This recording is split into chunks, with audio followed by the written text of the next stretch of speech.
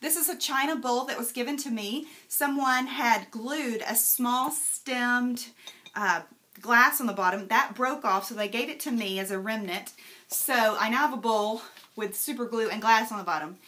I'm going to take the rose out with my Dremel, and so it'll be out, but then I'll have a piece that is too thick to work with because it'll have a layer of super glue and glass under it. So tomorrow, after I get this rose cut out, I'll take my wet tile saw cutter and I will put this against the blade and shave it down as close as I can to the china.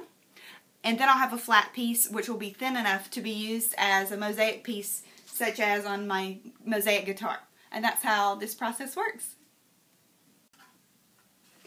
So I have to have my safety shield on, and I've got my diamond tip on my Dremel.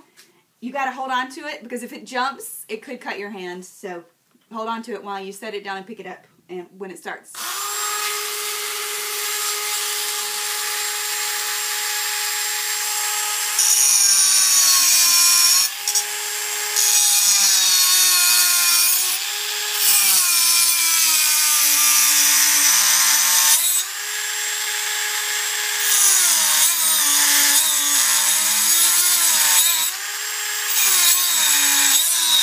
I'm just going to see if I can get one cut out of it.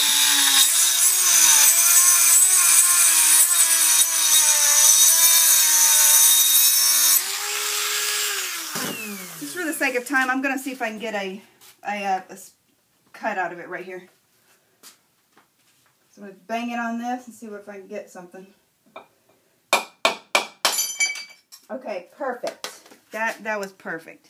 So we've got a bottom of the rose, which that rarely happens, but lucky me.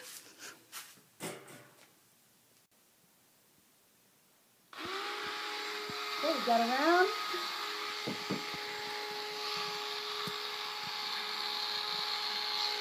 I gotta be careful because I cut myself on this edge here.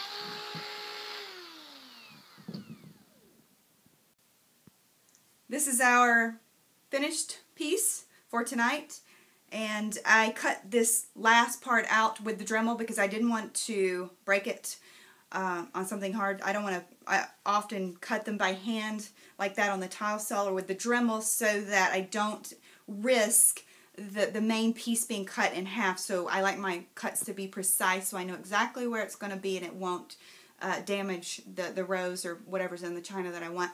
So tomorrow we have to cut the bottom off, and be careful if you are afraid of blood or cutting yourself. This isn't a mosaic, is not a hobby you want to pick up.